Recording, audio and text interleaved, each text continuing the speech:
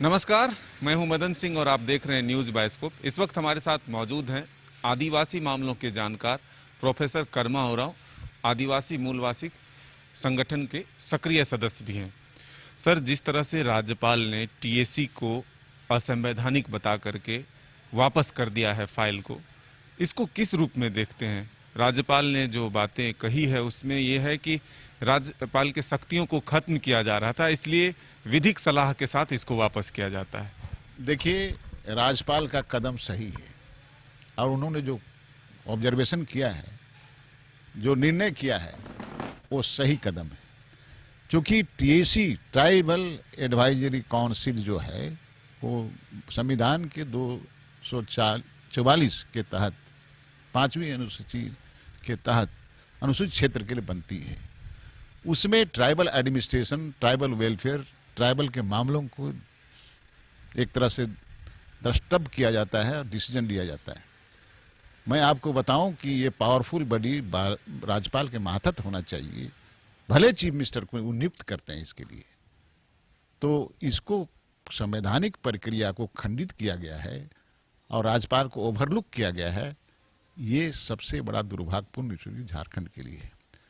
और टीएसी जो संस्था है वो इतनी ताकत है कि टीएसी के एडवाइस पर राज्यपाल, मैं कहना चाहता हूं आपको, पार्लियामेंट में बना हुआ कानून, असेंबली में बना हुआ कानून और जो नीतियां केंद्र और राज्य सरकार के द्वारा बनती है रिस्पेक्ट स्टेट में, जो अनुसूचित क्षेत्र का, उसको अगर ट्राइब्स एडवाइजरी काउंसिल के नज़र में वो ट्राइबल हित के विरोध हो तो ऐसी दशा में राज्यपाल को शक्ति दी गई है रिपील करने का, उसको वॉइड डिक्लेयर करने का सर्टेन पीरियड, जब तक कि उसका पुनर्विचार नहीं होता है पार्लियामेंट या दूसरी एजेंसी से।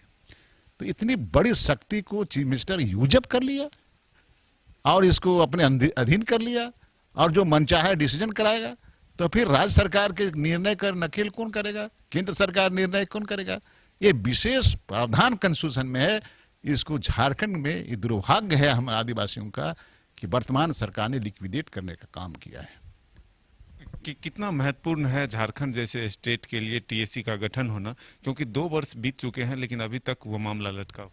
देखिए, इतना महत्वपूर्ण है कि झारखंड में क्राइसिस जो डेवलप किया है, जल जंगल जमीन का, उद्योग लगने वाले हैं, उद्योग लग रहे हैं, उन पर अंकुश कौन करेगा? ट्राइबल क्षेत्र में जो भी नीतिगत फैसले होते हैं सरकार के, वो उसके मामले में इसकी निगाह रहती है, उसमें भेजा जाता है एडवाइज करने के लिए।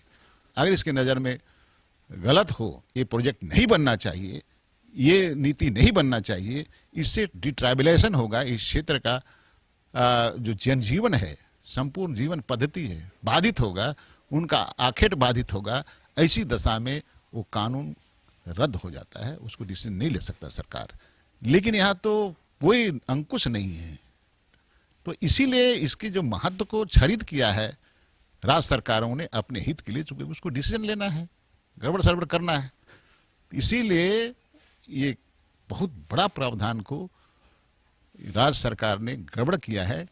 और हेमंत सरकार को सोचना चाहिए कि राज्यपाल केंद्र और राज्य के बीच कड़ी है, दोनों के बीच ये जो सरकार बनती है, ये पार्लियामेंट्री फॉर्म ऑफ डेमोक्रेसी है, उसमें बहुत बड़ा कड़ी है, उसका महत्व इतना है। अरे, सरकार को राज्यपाल नियुक्त करती है, राज्य का सारा काम राज्यपाल के मातहत होता है, वो डेलीगेशन होता है सरकार को, जो बहुमत की पार्टियां हैं उसको सरकार बनाने की नीति करती है। तो ऐसे इन्फ्रिंज करने का संविधान को किसी को अधिकार नहीं है। इससे ट्राइबल हित माने क्षरित होगा, गड़बड़ होगा, यहाँ के लोगों को अहित होगा। क्योंकि पावरफुल बॉडी है, उसको पावर को खत्म नहीं करना चाहिए। आज आप चीफ मिनिस्टर हैं, आपके सुविधा अनुसार आप उसको अमेंडमेंट कर रहे हैं, आप काम चला रहे हैं, लेकिन कोई दूसरा आएगा गड़बड़ करेगा तब। इसलिए इस क्षेत्र में और इस मसले में वर्तमान सरकार के मुख्यमंत्री हेमंत सोरेन ने बच करना काम किया है। तो ये थे कर्मा ओरांव जी, जिन्होंने टीएसी के महत्व को बताया और किस तरह से राज्यपाल ने इस फैसले को बदला है उसको भी बताया। तो अब देखना होगा कि आखिर सरकार आगे क्या कुछ निर्णय लेती है।